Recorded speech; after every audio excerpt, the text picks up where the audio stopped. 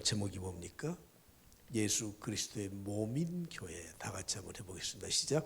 예수 그리스도의 몸인 교회. 이 제목에서 이미 교회는 어떤 곳이다 하는 걸 아마 다 알았을 거예요. 교회의 정체성을 정확히 우리가 알고 신앙생활을 해야 되겠다 생각이 됩니다. 지난주에 어떤 집사님이 개인적으로 문의를 해오셨어요. 제사장 나라로 쓰임받게 해달라. 목사님이 자주 말씀하시는데 저는 이해가 좀 덜 됩니다. 제사장 제도는 구약에 있었던 제도 아닙니까? 그리고 구약에 이스라엘을 제사장의 나라로 삼으셨는데 무슨 우리 대한민국이 제사장 나라가 되는 겁니까? 그래서 간단하게 설명을 해드렸지만 오늘 먼저 하나님의 제사장 나라에 대해서 좀 살펴보려고 합니다. 왜냐하면 그리스도의 몸인 교회와 연관되어 있기 때문에 제가 말씀을 드리고자 합니다. 자, 제사장은 어떤 사람입니까? 제사 드리는 사람이에요. 신약 시대는 만인 제사장, 누구나 제사장이에요. 그러므로 이스라엘 백성들만 제사장 나라가 아니고 어느 민족이든지 하나님이 쓰시면 제사장 나라로 쓰임받게 되는 겁니다. 그런데 중요한 것은 제사장은 누가 임명을 해야 돼요? 하나님이. 무엇을 하라고? 제사를 드리라고. 특별히 오늘 제사장은 제사에 관련된 모든 업무를 관장합니다. 그래서 하나님의 성전을 봉사하도록 레위 지파를 선택해 주셨고 그들 가운데 아론의 후손들을 제사장으로 삼으셨던 것입니다. 그들은 제사를 드릴 때 하나님이 원하는 방법대로 해야 돼요. 자기들 마음대로 다른 불을 가져다가 제단에 향불을 피웠을 때 직사했던 아론의 두 아들이 있지 않습니까? 제사장은 하나님이 세우셔야 되고 그의 생애는 모두가 다 하나님 앞에 제사 드리는 일에 모든 생애를 바쳐야 됩니다. 그러기 위해서는 먼저 자기가 하나님 앞에 제물로 바쳐져야 되는 겁니다. 하나님은 이 땅에 12지파에게 땅을 분배하면서도 레위 지파에게는 땅을 분배하지 않은 이유는 그들이 세상의 다른 직업과 다른 일을 하지 않도록 하기 위해서 그렇게 하셨던 겁니다. 오직 하나님 섬기는 일, 제사 드리는 일에 집중하기 위해서 그렇게 하셨던 것입니다. 제사장의 임무는 하나님 앞에 제사를 드리는 것이지만 그것은 백성들과 하나님과의 중간 다리 역할을 해줘요. 구약시대는 누구도 제사를 자기 스스로 드릴 수가 없었습니다. 제사장에게 제물을 가지고 갔습니다. 제사장이 그 제물을 하나님 앞에 바칠 때 그때 밖에 있어야 되고 특히 7월 10일 속죄일에는 이스라엘의 모든 백성들의 죄를 짊어지고 대제사장이 지성소에 들어가서 그 백성들의 죄를 용서해 달라고 구했었습니다. 그렇기 때문에 제사장은 단순한 제사를 드리는 직분만을 가진 것이 아니라 그 백성들의 지도자라고 하는 거예요. 지도자. 특히 제사장의 몫이 없잖아요. 땅을 분배받지 못했습니다. 농사를 짓지 못합니다. 그래서 11조의 제도를 만들어서 이스라엘 백성들이 11조를 바치면 그것을 통해서 레위 사람들의 생활을 하도록 하고 레위 사람들이 또 11조를 바치면 제사장들이 생활하도록 그렇게 사용했었던 것입니다. 그러면 제사장 나라는 도대체 어떤 나라인가? 출애굽기 19장 6절에 보면 하나님이 말씀하시죠. 너희가 내게 대하여 제사장 나라가 되며 거룩한 백성이 되리라. 이것을 백성들에게 고하라. 이렇게 말씀하고 있습니다. 이스라엘 백성들을 단순히 뽑아 세워서 선택된 하나님의 민족이 아니라 제사장의 나라로 삼으시기 위해서 그렇게 했다는 거예요. 다시 말하면 중보자로서 하나님 앞에 무릎 꿇고 하나님 바라보고 살아갈 수 있도록 하셨던 것입니다. 다시 말하면 제사장 나라는 다른 이방 나라에 하나님의 살아계심을 선포하면서 살아가는 민족이라는 것입니다. 여러분, 구약에 가나안 땅을 젖과 꿀이 흐르는 땅, 약속의 땅, 축복의 땅 여러 가지 말로 말을 하는데 한번 세계 지도를 놓고 한번 보시면 저 중간에 있는 네모 박스 안에 있는 데가 가나안, 지금 현재 이스라엘이 차지하고 있는 땅이에요. 저기는 지금 지중해를 중심으로 해서 요즘 사우디아라비아, 이란, 이라크, 에집트 북부, 저 위에 터키 한 부분만 이렇게 해놓았잖아요. 온 지구에 이 이스라엘이라고 하는 이 가나안 땅은 손가락 한마디만도 못해요. 저 사람들은 이 지중해라고 이름을 붙인 이유가 지, 땅 지자, 중, 가운데 중자, 지구의 중심이 되는 지역이다 생각이 있어 메디안 시, 지중해 이렇게 이름을 붙여놓았습니다. 여러분 자세히 봐보십시오. 저 위쪽으로 올라가면 옛날 이 수리아, 시리아 제국이 있고, 오른쪽에 이 사우디아라비아 옆으로 이렇게 가면 저쪽에 저 메소포타미아 강 주위에 바벨로니아가 저기 있고, 그리고 저 서쪽으로는 지중해가 있어서 진출을 못하고, 남쪽으로 내려가게 되면 에집트가 있고, 하나님이 이스라엘 백성들을 저 조그마한 땅덩이 아래 그들을 몰아넣어 주신 거예요. 북쪽에서 남쪽으로 저 위에 바벨론이나 또 시리아에서 에집트를 침공해 올 때는 꼭 이스라엘을 거쳐서 가야 돼요. 에집트가 위로 나갈 때는 또 이스라엘을 거쳐 가야 돼요. 저게 축복의 땅이라고 생각하십니까? 그러나 하나님이 그렇게 하신 이유가 있다는 거예요.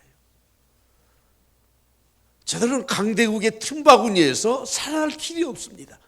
그러나 세계에서 유일하게 한 민족을 이루면서 4,000년의 역사를 유지했던 나라는 이스라엘, 그리고 우리 대한민국밖에 없습니다.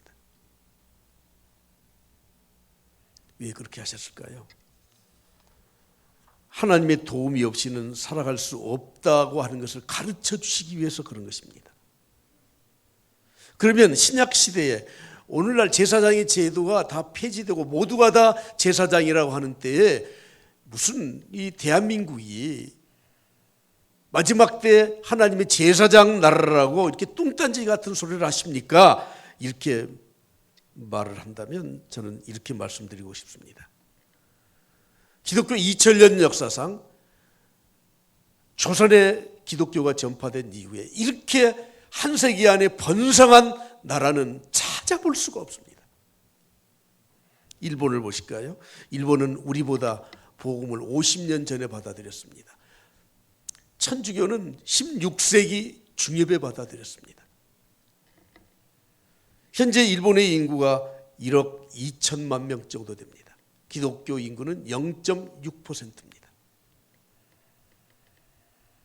우리 남한만 5천만 인구 가운데 기독교 인구가 약 20%입니다. 비교가 되지 않습니다. 중국은 15억 인구입니다. 이미 16세기의 청나라 때 기독교 선교가 시작되었습니다. 그러나 지금은 통계 잡힐 수가 없죠.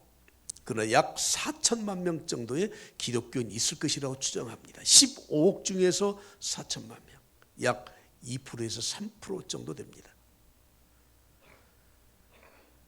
우리가 복음을 받아들일 때 얼마나 우리나라가 어려웠던지는 여러분들이 잘 아시지 않습니까?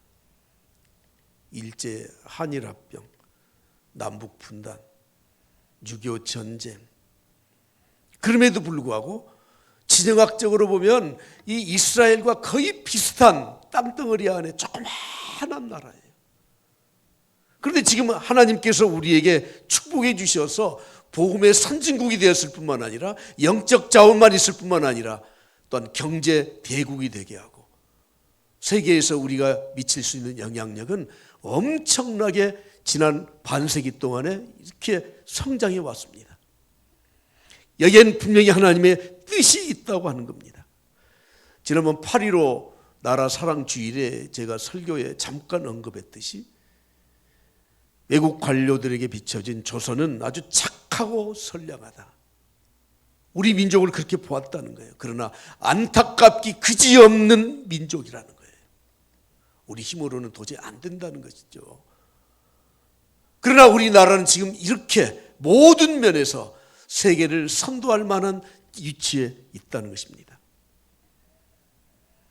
우리 한국 사람들이 기독교 복음이 들어온 이후에 신앙에 대한 열정이 얼마나 강했는지 모릅니다. 여러분, 일제 때 신사참배에 불복했고 감옥에 갔고 순교당하고 예배드리다가 뒤에 모든 문을 다 못질을 내서 불을 질러서 다 죽는 한이 있더라도 하나님 섬기고 예배드렸습니다.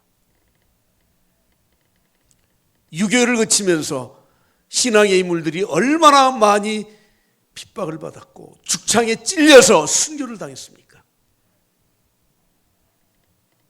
그러나 우리는 복음으로 번성하게 되었습니다.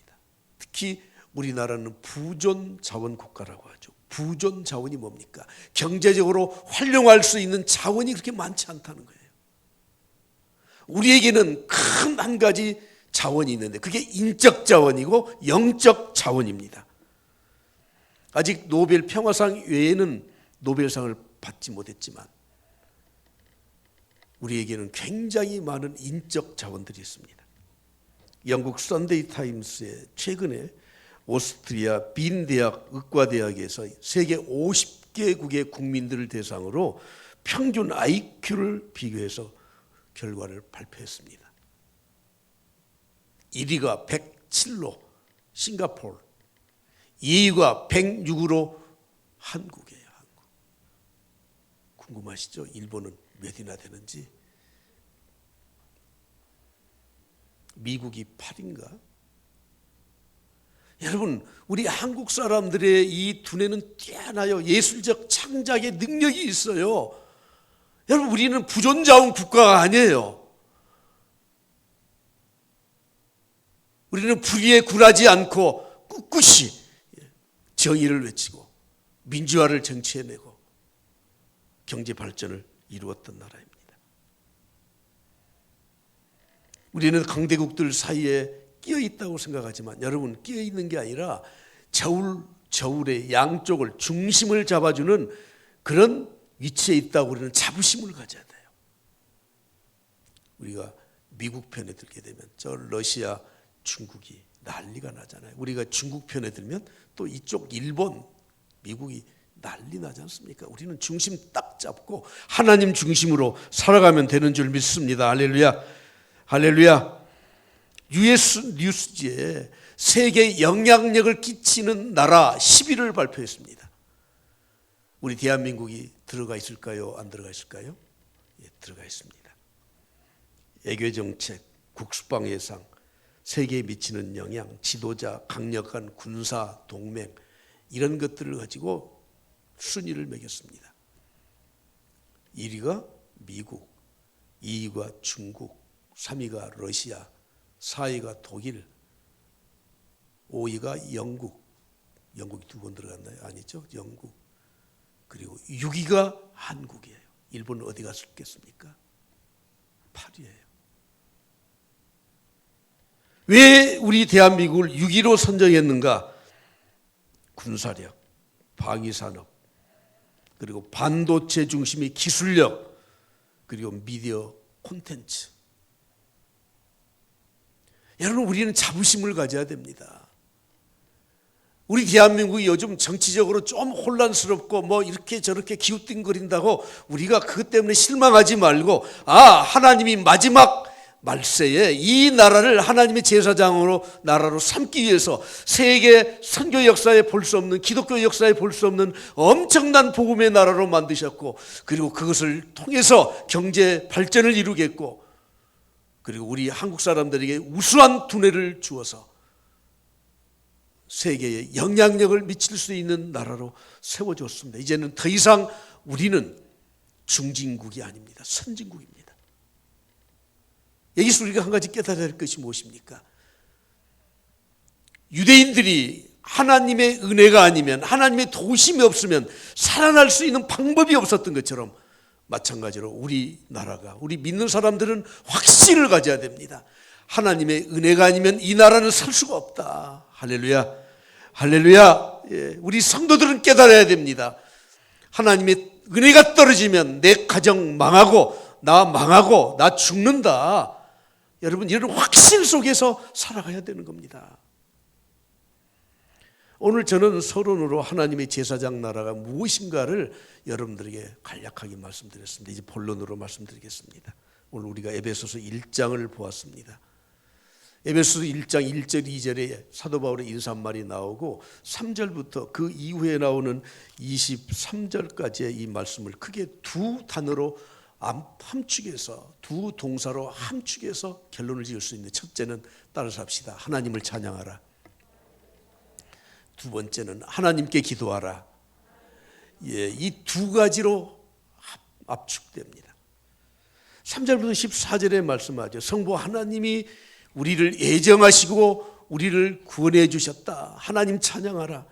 성자 예수님이 예수 그리스도의 십자가의 은혜로 우리를 구속해 주셨다. 성자 하나님을 찬양하라. 성령 하나님의 인치심으로 우리는 하나님의 백성이 되었다. 성령 하나님 찬송하라. 3절부터 14절까지는 오직 우리의 구원을 위해서 성삼위 하나님이 어떻게 역사하셨는지에 대해서 우리에게 말씀하면서 그 하나님 찬양하라는 것입니다. 그러면서 15절 오늘 우리가 읽었던 이 본문의 말씀 가운데는 내가 기도할 때라고 말씀하면서 기도해라고 말씀하고 있는 겁니다.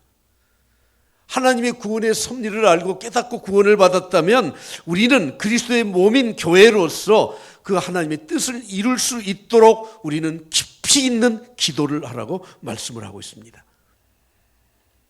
그 기도의 내용이 무엇입니까? 하나님을 더 깊이 알도록 기도해라는 것입니다. 사도 바울이 무슨 새로운 기도 제목을 준 게 아닙니다. 새로운 은혜를 말하는 게 아닙니다. 성도들은 이미 하나님의 은혜를 체험한 사람들입니다. 그런데 우리는 그 은혜의 깊이를 알지 못한다는 거예요. 이미 하늘에 속한 신령한 은혜를 알고도 우리는 일상 삶에서 그 은혜를 누리면서 그 은혜로 우리는 세상을 정복하면서 더 풍성하게 살아가야 되는데 그렇지 못하기 때문에 너희들 기도해라. 기도하되 어떻게 하라고요? 새로운 은혜를 구하라고요? 아닙니다. 하나님의 은혜를 더 깊이 누리도록 기도해라고 말씀합니다. 믿음은 신비한 비밀이죠. 믿음은 하나님과의 나와의 관계의 비밀이에요. 하나님과 나와의 비밀이 없으면 그것은 믿음을 가진 자가 아니에요. 주는 자와 받는 자에는 알 수 없는 하나님이 나에게 구원을 베풀어 주셨다고 하는 이 확신, 그 말씀 속에서 갖는 확신, 그것이 나의 구원의 비밀입니다.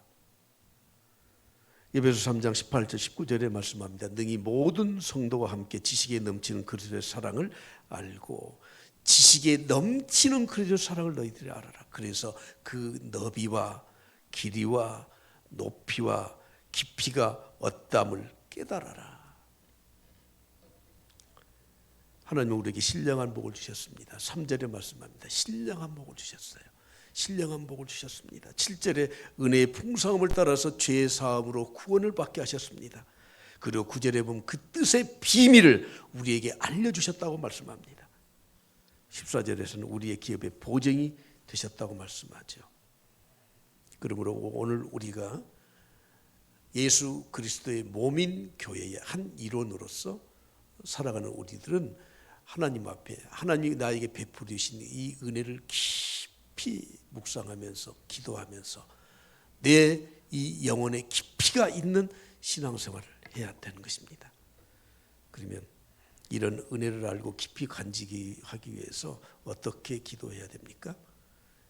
1장 17절입니다. 다 같이 한 목소리로 봉독합니다. 우리 주 예수 그리스도의 하나님 영광의 아버지께서 지혜와 계시의 영을 너희에게 주사 하나님을 알게 하시고 지혜와 계시의 영, 하나님의 영을 우리에게 주셔서 이 비밀을, 깊이를 깨닫고 알 수 있다고 말씀하고 있습니다. 여러분, 하나님의 말씀은 믿음의 대상이 어떤 분인가 하는 것을 확실하게 알려줘요.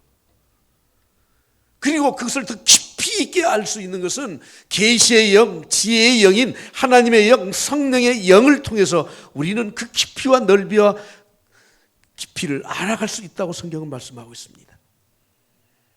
그러므로 여러분, 우리는 하나님과 늘 기도함으로 교제를 해야 됩니다. 신앙생활을 하면서 우리가 하나님 안다고 말하잖아요. 맞습니다. 하나님 알죠. 하나님은 날 사랑하신다. 나에게 구원을 베풀어 주시는 분이시다. 내 인생을 인도하시는 분이다. 여러분, 이거 모르는 사람 있습니까? 없습니까? 그거 아니까 여기 나오신 거 아니에요. 알아요. 그런데 헬라어 성경에 안다고 하는 지식이라는 이 기노스코라고 하는 말은 그는 우리가 머리로 아는 것이 아니라 경험을 통해서 아는 것을 말하는 거예요. 체험을 통해서 그렇구나. 옳거니 그렇구나. 경험을 통해서 아는 것이, 그것이 아는 것, 지식이라고 하는 겁니다. 하나님 말씀에 기록이 되어 있어요. 이렇게 해라. 그냥 알아요. 넘어가면 아무 나에게는 유익이 없어. 그래, 그러라고 그랬지. 그걸 실천해 봐요. 나는 성질머리가 조금 까다로워. 그래서 사람들이 가끔마다 나보다 성질머리가 까다롭다고 해. 근데 하나님 말씀하셨잖아요. 해가 지도록 분노를 품지 말고 화내지 마라. 그렇지. 하나님 말씀하셨지. 참아봤어. 하나님이 참으라 그러니까 아무튼 참아봤어. 그랬더니 사람이 나보다 달라졌대요. 왜 그렇게 달라졌네요? 그리고 나를 따르기를 시작해. 옳거니. 이게 아는 거라고. 이게 아는 거예요. 하나님의 말씀을 내가 알았다면, 깨달았다면 그것을 순종해서, 경험해서 내가 내 삶에서 나타나는 하나님의 말씀을 통해서 이해하고 체험하고 그리고 내 인격이 성숙해 가는 것을 말하는 것입니다. 여러분, 우리나라 대통령 아세요? 모르세요? 이름 다 알잖아. 지나간 대통령 이름 알아요? 몰라요? 이승만 때부터 다 알잖아요. 대통령 있었어. 미국 사람들이 우리나라 지난번 대통령 알까요? 모를까요? 제가 한 15년 전이죠. 15년도 좀 더 될 것 같은데, 미국에 갔을 때 그때 북한에서 도발을 엄청 했는데요. 우리 남한이 도발한 걸로 알더라니까. 미국 사람들은 노스코리아와 사우스코리아를 구별을 못해. 그거 아는 겁니까? 그러면 여러분이 대통령 안다고 했으니까 전화 통화하시죠. 요즘 문자 보내요? 모르는 거예요. 모르는 거. 아는 거 뭡니까? 경험하는 거예요. 내가 남자를 알지 못하나니, 마리아가 고백했던 남자를 알지 못한다는 것은 남자와 잠자리를 나는 안 해봤다, 그런 뜻이에요. 사도행전 17장 11절부터 12절에 이렇게 말씀합니다. 베레아에 있는 사람들은 데살로니가에 있는 사람보다 더 너그러워서, 지난번 성경에는 신사적이어서, 그래서 영어 성경을 찾아보니까 노블이라고 됐어. 노블, 신사적이다. 너그러웠다. 인격이 성숙했다. 모든 것을 갖추었다, 그 말이에요. 노블이라는 말은 어떤 귀족적인 어떤 품성을 말하는 겁니다. 할렐루야!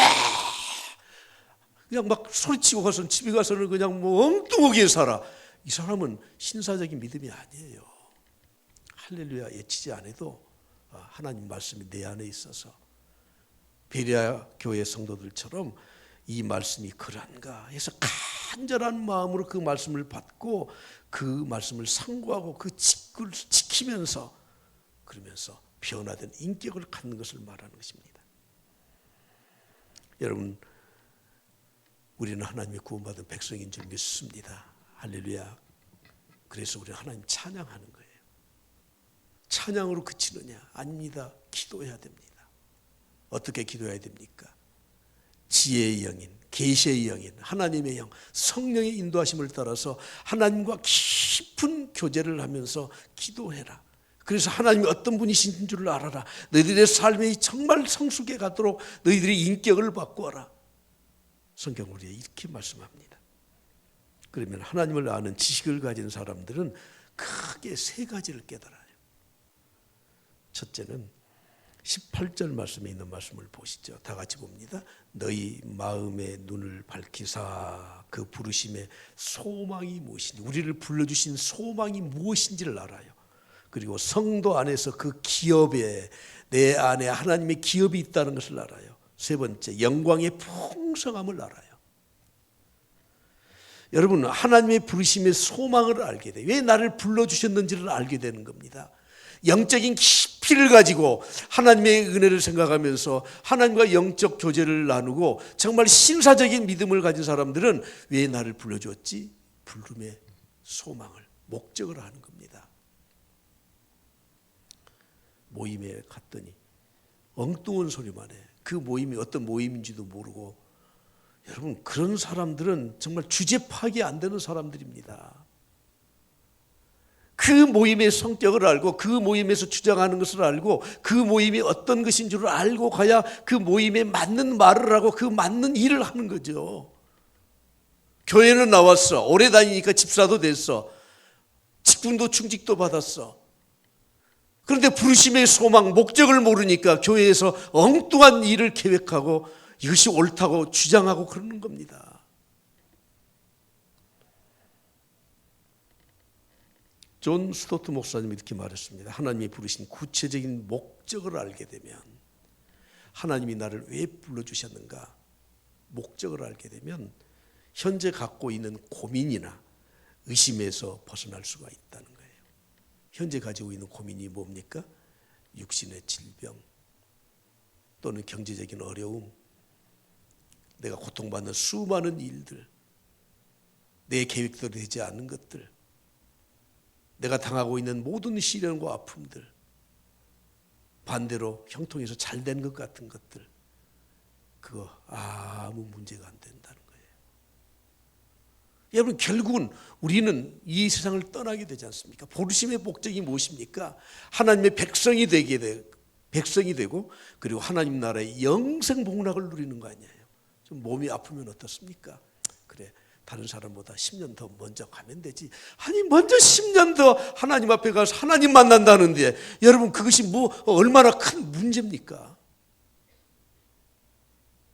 하나님의 부르신 구체적인 목적을 알게 되면 현재 내가 가지고 있는 고민 전혀 문제가 안 되는 겁니다. 두 번째, 성도는 하나님의 소유임을 알게 돼요. 성도 안에서 그 기업의 영광, 하나님의 소유가 되었다는 것을 아는 겁니다. 우리는 하나님의 기업입니다. 기업.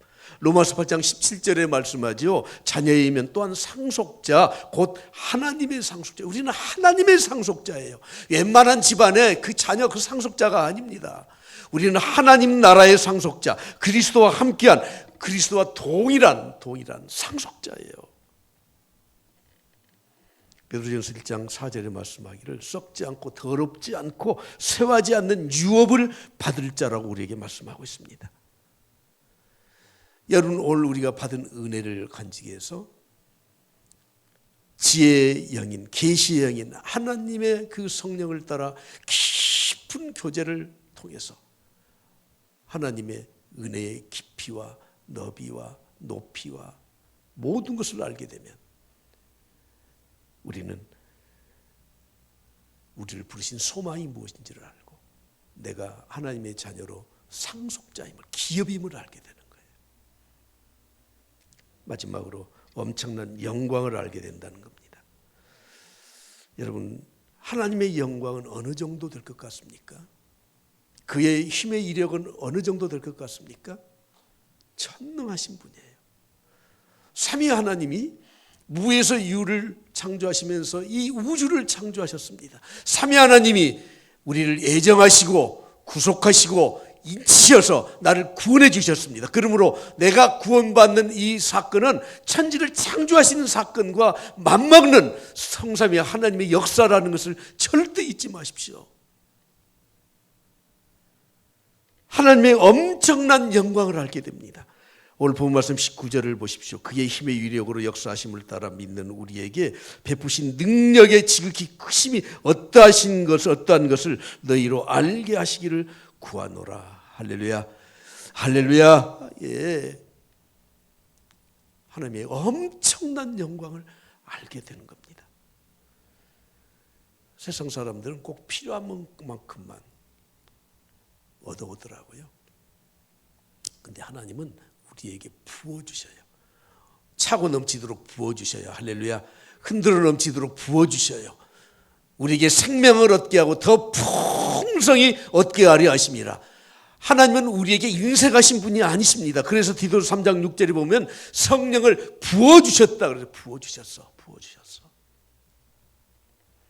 오늘 저는 이제 결론으로 오늘 제목과 마찬가지로 예수 그리스도의 몸인 교회, 그렇게 구원받은 하나님의 백성들이 하나님의 교회를 이루고 있는데 그 교회는 어떠해야 되는가 하는 것을 마지막으로 말씀을 드리고자 합니다. 디모데 전서 3장 15절에 보면 이렇게 말씀하죠. 이 집은 살아계신 하나님의 교회요. 저는 교회에 대해서 세 가지를 정리해 드리겠습니다. 첫째는 교회의 주인은 하나님이셔요. 이 집은 살아계신 하나님의 교회, 하나님의 교회, 하나님의 교회. 교회는 누가 주인이에요? 하나님이 주인이에요. 그물 등기해 놓은 사람이 주인이 아니에요. 하나님이 하나님의 진리를 전파하고 하나님의 나라를 세우기 위해서 교회를 이 땅에 세우셨습니다. 하나님이 주인이셔야 돼. 그러므로 여러분 다른 거 다 잊어도 좋고 교회를 누가 잘 섬기는 사람이냐? 누가 잘 섬기는 사람이에요? 예, 그렇죠. 열심히 새벽기도 나오고 열심히 봉사하고 많은 헌금 드리고 많이 전도하고 좋습니다. 그렇습니다. 그러나 그것보다 먼저 근본적인 게 있는 거예요. 교회를 가장 잘 섬기는 사람은 하나님이 주인 되도록 섬기는 사람이 최고예요. 할렐루야. 이래도 아멘 안 하시면 어떻게 하란 말입니까? 하나님이 주인 노릇하시도록 교회를 섬기는 거예요. 내가 주인 돼서 흔들면 안 돼. 목사가 교회를 이리저리 좌우로 흔들고 가는 것이 아니고, 당회가 교회를 끌고 가는 것이 아니고, 열심히는 어떤 사람이 교회 주인 노릇하면서 설치고 다니는 것이 아니고, 오직 하나님이 주인 되도록 우리는 내어드리면 돼요. 하나님이 주인이시라니까요. 두 번째, 교회는 그리스도가 머리셔요. 같은 말이죠. 주인이나 머리나. 그러나 의미가 조금 달라. 오늘 본 말씀 22절을 다 같이 보겠습니다. 또 만물을 그 발 아래 복종하게 하시고 그를 만물 위에 교회의 머리로 삼으셨어요. 머리로. 교회의 머리로 삼으셨어요. 우리의 지도력은 모두가 다 주님에게서 나와. 헤드십이 주님이에요. 주님. 주님이 명령하신 대로 우리는 하나님의 교회를 섬겨야 돼. 모든 명령의 체계는 주님에게로부터 나오는 것입니다. 우리는 단순한 종교단체가 아닙니다. 하나님이 주인인 교회의 멤버들이고, 그리고 교회의 머리는 예수 그리스도 한 분이십니다. 그러면 성도는 어떤 존재인가? 오늘 이미 말씀드린 것처럼 예수 그리스도의 몸, 지체예요. 지체. 머리가 있으면 손, 발, 장기 모든 게 있는 것처럼 우리는 그분의 지체라고 하는 것입니다. 오늘 본 말씀 19절을 다 같이 보시겠습니다. 그러므로 이제부터 너희는 외인도 아니요 나그네도 아니요 오직 성도들과 동일한 시민이요 하나님의 권속이라. 시민, 동일한 시민. 에베소 교회는 이방이 있었기 때문에 유대인들이 원래 하나님 나라 시민이다, 그렇게 생각했을지 몰라요. 그래서 사도 바울은 분명히 말씀합니다. 너희들도 동일한 거야. 신약 시대에는 유대인이나 헬라인이나 누구나 복음을 믿고 동일한 하나님 나라의 백성, 시민이다. 특히 권속이라고 말하지 않습니까? 권속이 뭡니까? 식솔을 말하는 거예요. 식솔. 가정의 식구라는 그런 의미예요.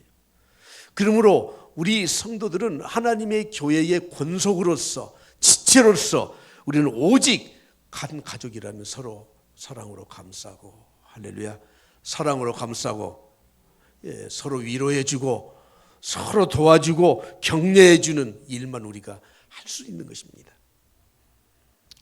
그러면 마지막으로 성도는 하나님의 교회 안에서 어떻게 살아야 되는가 세 가지를 말씀드리고 기도하려고 합니다. 우리의 몸은 하나님의 성전이다. 성전이라는 말은 깨끗한 전, 깨끗한 곳이에요. 깨끗한 곳.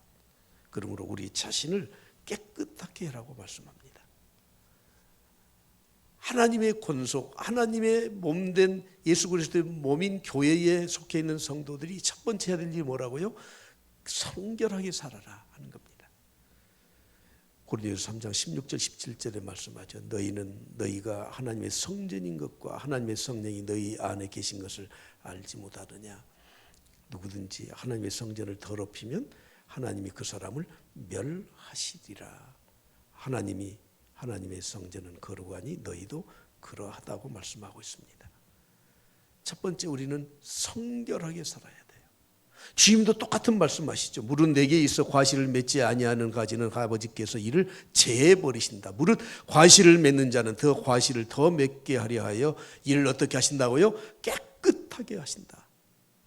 첫 번째, 우리의 삶이 성결해야 돼요. 두 번째, 교회는 진리의 터전이고 진리를 굳게 떠받드는 기둥과 같은 곳이기 때문에 우리는 진리를 수호해야 돼, 지켜내야 되는 겁니다. 목자의 사명이 무엇입니까? 양을 이리에게 빼앗기지 않도록 하기 위해서 주님이 말씀하는 것처럼 나는 선한 목자라 선한 목자는 양들을 위하여 목숨을 버리거니와 자기의 목숨을 버리면서 양을 지키는 것이 목자이듯이 우리는 그리스도 안에 있는 교회의 성도들이라면 진리가 훼손되지 않도록 우리는 이 진리를 굳게 지키는 수호하는 사명이 우리에게 있다고 하는 겁니다. 지난 주간에 우리 전남노회에서 강도사, 인허, 목사 안수식을 했습니다. 목사의 직분에 대해서 우리 대한예수교 장로의 헌법에 이렇게 기록되어 있습니다. 목사는 노예 안수로 임직을 받아 그리스도의 복음을 전파하고 성례를 거행하며 교회를 치리하는 자니 교회의 가장 중요하고 유익한 직분이니라. 여러분, 목사만 그렇습니까? 우리는 교회를 지켜야 돼요. 올바른 교리, 올바른 진리, 올바른 기둥을 우리가 갖고 나갈 수 있도록 우리는 교회를, 진리를 사수하는 그런 역할을 우리가 감당해야 됩니다. 목사나 성도가 가장 악한 일이 무엇인 줄 압니까? 이단의 사상에 빠지는 겁니다. 윤리와 도덕적으로 타락한 것, 그것보다 더 악한 것은 바로 이단의 사상에 빠지는 거예요. 우리가 첫 번째, 내 자신을 성결하게 하고, 두 번째, 이단의 사상에 절대 빠지지 않도록 진리를 올바르게 지켜나가야 돼. 그래서 우리는 성경을 배우고 제자 훈련을 받고 또 훈련을 받고, 아니 지난번 했는데 또 하세요? 예, 또 해야 되고 또 해야 되는 겁니다. 오늘 찬양 예배 광주신학교 평신도 신학교육반 수요 예배를 드리면서 오늘 초청한 목사님은 광주신학교 교수로 계시면서 목회도 하시면서 그분이 이단에 대해서 많은 이 지식을 가지고 계셔요. 오늘 찬양 예배 때 좀 다 나오시고, 혹시 몸이 불편해서 못 나오신 분은 집에서 유튜브로라도 꼭 보셔야 돼요. 안 보면 신천지로 내가 착각할 거니까. 우리는 세상의 사명을 감당해야 될 많은 일이 있지만 우리 성도들은 우리의 삶의 순결함 뿐만 아니라 진리를 지키고 수호하는 일에 앞장을 서야 되는 겁니다. 마지막, 우리 성도, 교회는 세상의 소금과 빛으로 살아야 될 의무와 사명이 있습니다. 교회는 세상 밖에 존재하는 곳이 아닙니다. 이 세상 안에 존재합니다. 우리 교회는 이 지역 안에 존재합니다. 그러므로 이 지역의 소금과 빛의 사명을 감당해야 됩니다. 그 사명을 감당하지 못하면 다만 밖에 버려져 라고 말씀하잖아요. 세상 사람들에게 짓밟히고 마는 것입니다. 사랑하는 성도 여러분, 오늘 저는 예수 그리스도의 몸인 교회에 대해서 말씀을 드렸습니다. 교회는 너무 소중한 곳입니다. 우리 자신이 성전 교회입니다. 그런 성도들이 수백 명 모여있는 우리 광주참단교회, 하나님이 귀히 여기십니다. 교회를 통해서 말씀을 듣고, 교회를 통해서 신앙이 성장하고, 교회를 통해서 전도하고, 교회를 통해서 축복의 통로가 되어 복을 받고 우리의 믿음을 지켜나가는 소중한 곳입니다. 이런 교회를 온전히 섬겨 나갈 수 있기를 그리스도의 이름으로 축복합니다.